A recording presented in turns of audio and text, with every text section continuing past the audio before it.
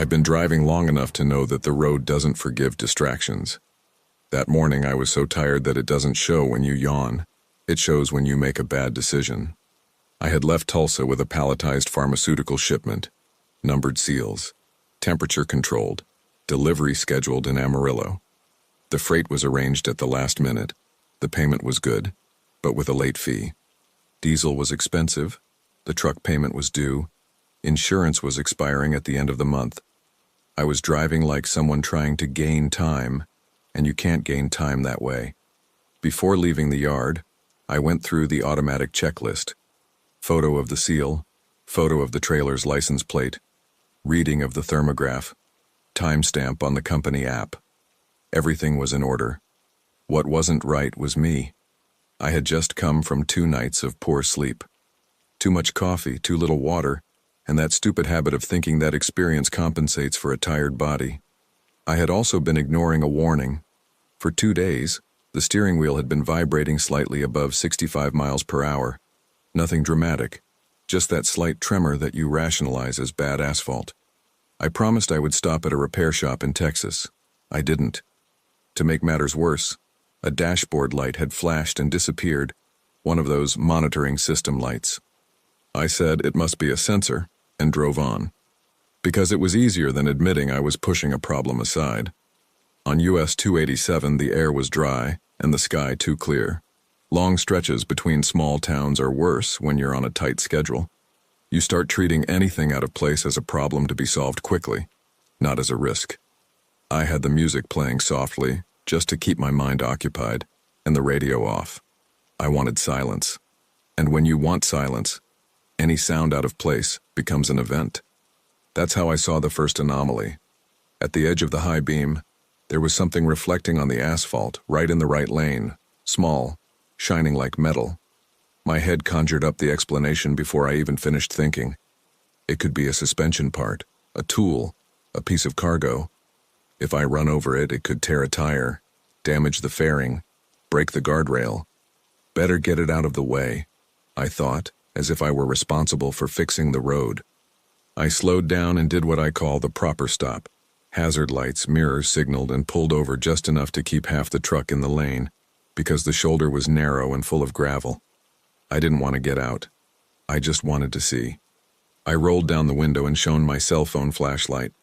The shine wasn't from good metal. It was a thin, crumpled strip of aluminum, like industrial packaging, placed at a perfect angle to catch the headlight. It didn't look like it fell. It looked like it was put there. The detail that chilled me wasn't the aluminum. It was a second point of light, further back, almost in my blind spot, as if someone had a low spotlight pointed at me. I moved the mirror and didn't see a car. Just a brief flash and then nothing. I closed the window, released the trailer brake, and was about to drive off when the truck's audio system crackled. It wasn't the cable car. It was the system I used for GPS and phone. But I didn't have anything paired with it at that moment. A voice came out, first low, then firm, like a rehearsed order. Commercial vehicle, slow down and pull over to the shoulder. Mandatory inspection, remain in the cab. My body wanted to obey. Years on the road teach me that clear instructions delivered in the right tone mean trouble if you ignore them. I looked for warning lights in the rearview mirror. Nothing. Just darkness and an empty lane. The voice repeated, without emotion. Pull over now. Stay in the cabin. That didn't make sense. No authority figure would suddenly enter my audio recording. No inspections would happen on that stretch of road without a visible patrol car. I felt the fear transform into something more useful. Distrust. I turned on my turn signal and returned to my lane as if I were just picking up the pace. I accelerated carefully. Distance is safety when the other side needs you to stop. I didn't respond. I didn't raise my voice. I didn't swear. I knew that any reaction would fuel the game. 2 minutes later came the attempt at an official statement. On the shoulder of the road, a portable illuminated construction sign flashed the letters, "Refrigerated vehicle, enter inspection point." The arrow pointed to a dirt exit. No cones, no crew, no noise. Just the sign and a faint white light, like a flashlight stuck somewhere. The voice returned, now harsher. And that was their first mistake. Real authority doesn't need to get nervous. You are being registered. Please proceed to the inspection point now. I drove straight past. I didn't accelerate abruptly, I didn't maneuver, I just kept going. If there was someone there, they would have to expose themselves. If there wasn't, it was all a charade. But it wasn't just theater. It was coordination. I heard a crack from outside, a short metallic sound, like something hitting the side of the trailer. I looked in the mirror and saw for a moment a low shadow running along the shoulder, following the truck for a few steps and disappearing.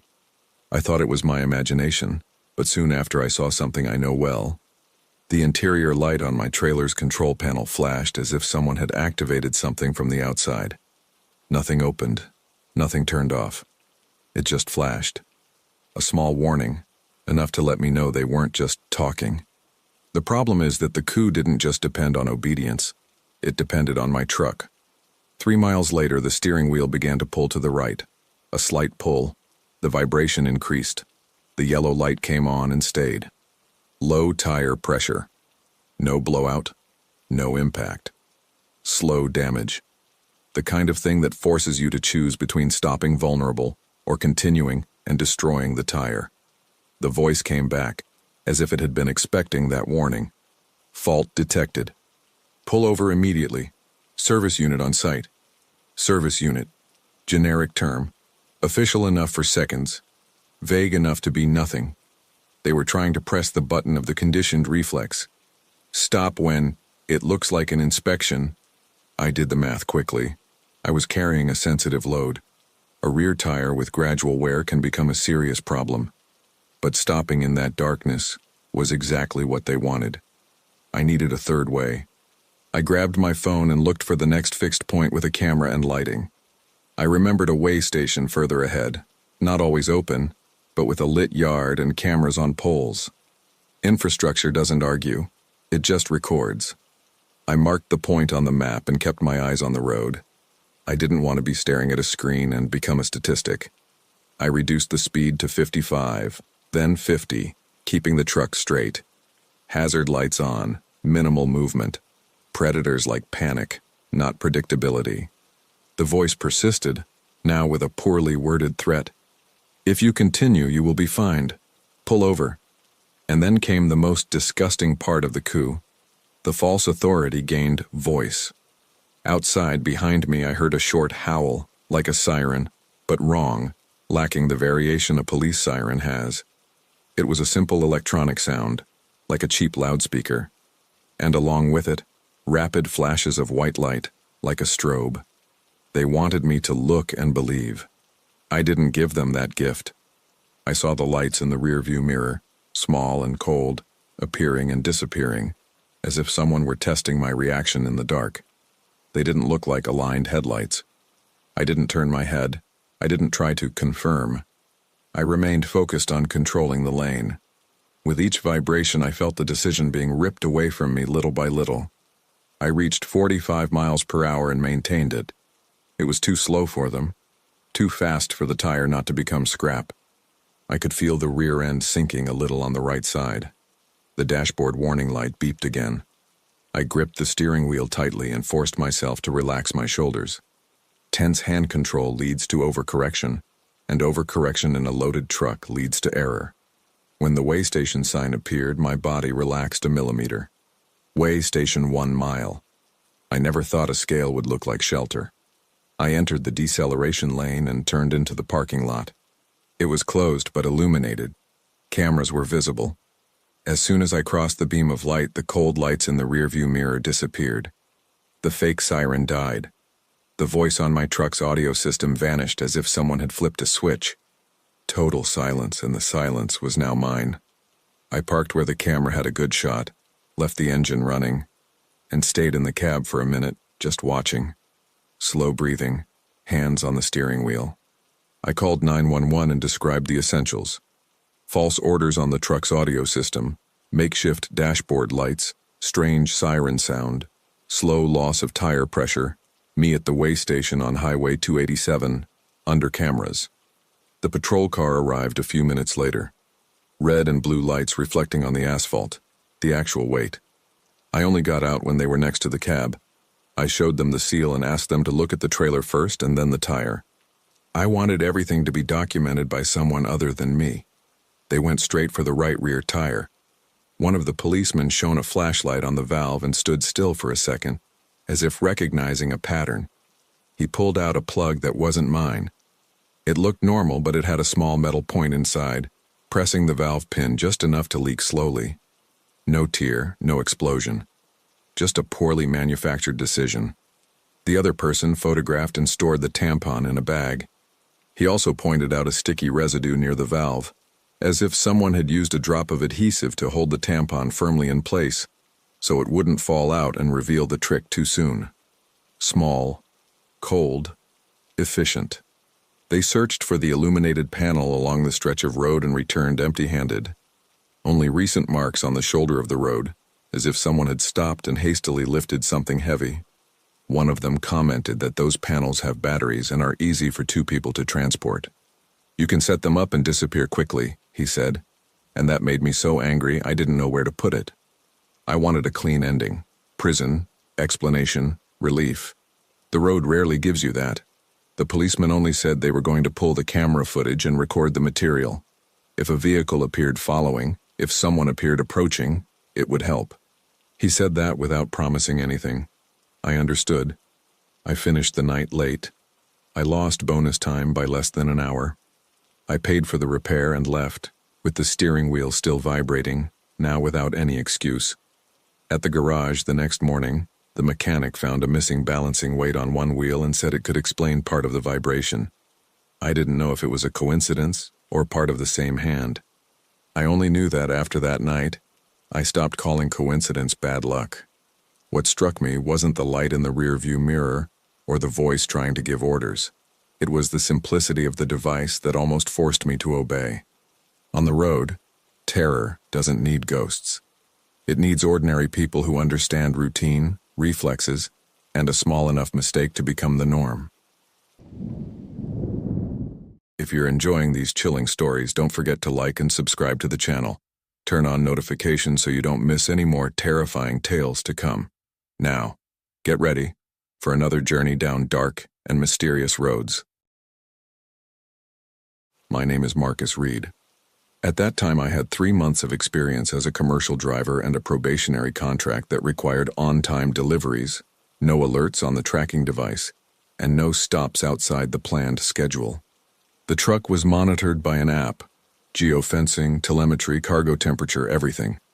I lived by checklists, photo of the seal, verification of the serial number, exact time, diesel level, tire pressure. That night's cargo was the kind that doesn't forgive mistakes. Refrigerated medications leaving Albuquerque bound for a warehouse near Tucson. The refrigerated truck needed to maintain a narrow lane, and any fluctuation would result in a notification for dispatch. I hadn't slept much, not because of partying, but because of rookie anxiety, and I was carrying that same old stupid decision, just one more stretch, then I'll stop. Before leaving the yard, I did almost everything right. I checked the seal, took a photo with the app, walked around the vehicle and tested the lights. The almost was a side compartment cover in the cabin, where I kept a spare flashlight and small tools. I closed it and heard the click, but I didn't pull it to confirm. A small mistake, one of those that seem like nothing until they become the only flaw. The road emptied quickly. Dry wind, green signs, sparse lights. The constant noise of the cooler behind became the soundtrack. Near Socorro, after midnight, the first warning appeared on the cooler's panel. Temperature fluctuation and low coolant. It wasn't a red alert, but it was the kind of thing that turns red without asking permission. I had 2 bad options: ignore it and risk losing the cargo, or stop somewhere improvised off-plan and create problems with the tracker. The app's map showed a commercial vehicle pull-off DOIS inspection area, a few kilometers away, a wide recess near an old weighbridge. It wasn't a gas station. It wasn't a traditional rest stop. It was just a place to pull over, look at the refrigerated container, and continue on. I pulled into the pull-off area and the feeling hit me instantly. Functional, but wrong. The asphalt looked newer than the rest. There were cones stacked in one corner and a low building like an inspection booth with a large window and a metal door. The yard was too empty, but the dust had recent tire marks, as if trucks had passed there that very night. A tall lamppost cast partial light, leaving the rest in a dull gray. The surrounding desert obscured the horizon. I stopped under the brightest light and didn't turn off the truck. I got out with the flashlight and went straight to the reefer. The display was on, numbers running, and that gave me automatic relief. I opened the maintenance compartment and smelled a faint chemical odor, not strong enough to be a leak, but enough to make me wary. The reservoir was below the ideal level. I had no coolant left, only water. As I was checking the level, a tiny anomaly in the place caught my attention. The inspection booth window was fogged up on the inside, like glass when someone breathes nearby. But outside it was dry and cold. I pointed my flashlight and saw a handprint in the lower corner, a recent slid mark. There was no dust on it. My brain tried to explain. Employee, maintenance, anything. But there was no car, no engine in the distance, no door slamming. Just my cooler and a low hum coming from the pole like a tired transformer. I did what a rookie does to save time. I tried to solve everything at once. I went back to the cabin to get water and a towel. I went upstairs quickly, and when I opened the side compartment, it gave way easily. It wasn't locked. I swallowed my anger at myself, closed it forcefully again, pulling until I felt the firm click. I grabbed the bottle and went downstairs. I topped up the reefer a little, closed the lid, and listened for the click. The warning light didn't disappear immediately, but the fluctuation lessened. I breathed a sigh of relief too soon. It was during this pause that I made the disciplinary mistake that opens the door to everything else. I stayed outside for too long, my attention scattered, and I left the truck door ajar, unlocked. Not open, just ajar. It'll only be a minute. A sharp click broke the silence. It came from the cab side, not the refrigerated truck side. I turned my head and saw my truck door was closed. I'd left it ajar. Now it was shut. There was no one in sight. No footsteps. No clear shadows. Only the partial light and emptiness. The sound occurred and the world returned to silence as if nothing had changed. My whole body wanted to go there and open it right then and there. I wanted to prove to myself that I wasn't imagining things. This impulse is physical, almost humiliating, the need to end the doubt. I didn't go. I stayed where I was and observed without approaching. Through the passenger window I noticed something small. The curtain on that side, which I always fastened with an elastic band, was loose, hanging a few centimeters towards the middle. The cabin was closed. There was no wind inside. Then came the smell. Strong mint, like bubble gum mixed with cold smoke. It wasn't mine. I didn't chew gum. I didn't smoke. The smell lingered in the air as if someone had just come and gone. And there was another detail, too small to be a coincidence. The CB radio was on volume 2. I always left it on 1, almost muted. I hadn't touched it. I wanted to open the door and check it out now. I didn't, not out of courage, out of protocol. Before calling the company, I did something that seemed silly, but it gave me time to think. I looked at the tracker panel on my cell phone without unlocking the door. It showed that I was outside the planned corridor and that I had less than 10 minutes before becoming an unauthorized stop. It was as if the app itself was pushing me to make the right decision. Get out of there. I sent a short message on the system. Reefer alert and suspicious cabin. Leaving now for the illuminated parking area with cameras. I also noticed something else inside the truck through the window. My cap, which I usually leave on the driver's side dashboard, was on the passenger seat. I didn't remember putting it there. Could it have fallen off due to the vibration? Maybe. But in that context, every little detail became a burden.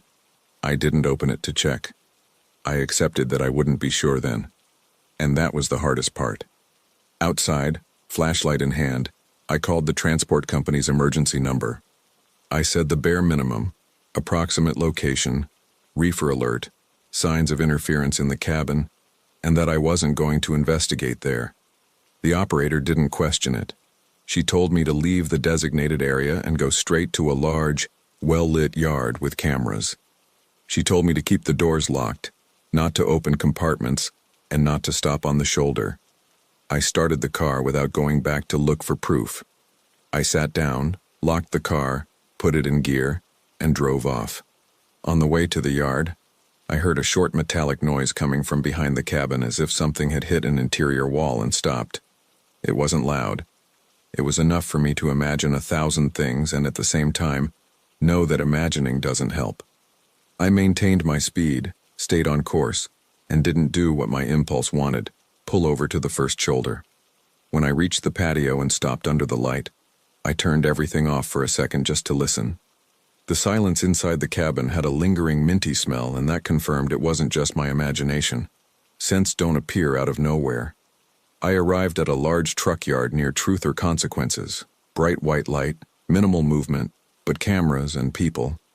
I stopped under a lamppost facing the store. Still inside the cab, I called dispatch again. They alerted yard security and a 24-hour mechanic because I still needed to stabilize the refrigerated truck. The security guard came first, along with a yard worker. They asked me to wait. When they got to the side of the cabin, I unlocked it and opened it just enough to speak, keeping my hand on the latch. The inspection began from the outside. The trailer seal was intact. That gave me a different kind of chill because it suggested the target wasn't the cargo. Or at least not yet. The security guard shone his flashlight on the passenger side step. There was fresh mud there, mixed with bits of dry grass. I had come from clean asphalt and ended up in dry dust in the pull-off area. It didn't make sense. He also pointed to the passenger door rubber seal. A thin, parallel scratch, as if something metallic had been used to hold the rubber in place without making a sound. Near the front tire on the ground, there was a small plastic strip of disposable sealant, the kind used for quick fastening and unfastening. Meanwhile, the mechanic opened the reefer compartment and found the cause. A clamp on the circulation hose was loose, deliberately tampered with. Not enough to stop the reefer immediately, but just enough to cause oscillation and force me to pull over to an isolated spot for maintenance. The parking lot manager, after seeing the marks, offered to look at the external security cameras. Not to film it, but to see if anyone had followed me. The recording didn't show the recess where I stopped, of course, but it did show a strange sequence. A few minutes after I parked under the post, an old pickup truck pulled in, drove slowly down the opposite lane from my truck, stopped for 2 seconds with its low beams pointed in my direction, and drove off without refueling, without buying anything, without speaking to anyone. Again, it wasn't absolute proof. It was the kind of evidence that adds to the rest and forces you to accept reality without having to see anyone's face. Nobody caught anybody. There was no scene. Just cold confirmation through simple signs, with witnesses, mud where it shouldn't be, a mark where it shouldn't be, and a piece handled by someone who knows what they're doing. I delivered the cargo without losing temperature. I earned my bonus, but I lost something I didn't even know I had, the feeling of being alone when I'm alone. The following week, I rewrote my checklist and added 3 rules, without heroism or drama. Confirm locks by pulling them, never leave the door ajar, never improvise a stop in a nearly normal location because of a breakdown that isn't a breakdown. On the road, courage is easy to fake. Discipline is what keeps you whole when doubt demands proof, and proof is exactly what the other side is waiting for. That early morning began like so many others I'd experienced in over 15 years hauling cargo, but I was different. It wasn't the kind of tiredness that passes with a quick stop and a coffee. It was the kind of tiredness that makes your head spin, as if decisions lose their weight. I had left Amarillo, Texas shortly after midnight, with a sealed truckload of industrial parts heading to a distribution center near Las Cruces, New Mexico. It was a one-off contract, one of those that pay well when you meet the deadline and don't ask questions when you don't complain. I shouldn't have been on that road at that hour. I knew it. I'd slept poorly for 2 days, overwhelmed by deadlines and phone calls. To stay awake, I'd already overdone it on coffee and energy drinks. My hands were steady, but my mind was racing, as if I were blinking internally. Even so, I kept repeating the phrase every proud driver repeats, just one more stretch. If I could drive another 100 miles before stopping, I'd get a better delivery window and avoid a delay that would turn into an argument with the dispatcher. The sky was clear, moonless, and a steady crosswind propelled the vehicle forward patiently. The highway was a black line with the asphalt glistening slightly. Few cars, no convoy, just me and the repetition of the reflective stripes. I kept the radio low, and the CB radio on minimum. Normal dashboard, smooth engine. The most dangerous part was the overconfidence of someone who thinks everything is under control. That's why the first strange detail caught me off guard. I saw a reflection on the shoulder of the road, on the right side, and slowed down without thinking. When I got closer, I understood. It was a dog. Not a skinny mutt that runs away scared when the headlights flash. It was a large dog, light-colored fur, sitting upright on the edge of the shoulder, as if waiting for someone. Thick collar, metal tag. Too clean for that stretch of road. Too still for a loose animal. He didn't move. He just followed the truck with his head as I passed. I looked for a broken-down vehicle, an owner calling. Any sign of a human. I saw nothing. Just a dark fence and emptiness. The first rationalization came easily. Farms exist. People lose dogs. Maybe he was trained and would have come back on his own. I continued on, with that feeling of having left something behind. Almost 5 minutes later, I saw another one. Another dog, different size, dark fur, same posture. Sitting, aligned with the white stripe. Also with a collar. Also motionless. This time the unease intensified, not from fear, but from guilt. I thought about stopping, turning on the hazard lights, reversing, at least checking if anyone was nearby. Guilt is a silent hook, and it always comes with a ready-made phrase. What if it were your dog? But I didn't stop. I told myself it was a coincidence, that there must be a house nearby, that the animals had escaped. The third one came right after a gentle curve. Another dog, another color, the exact same position, the same distance from the asphalt, the same way of following the truck with its head.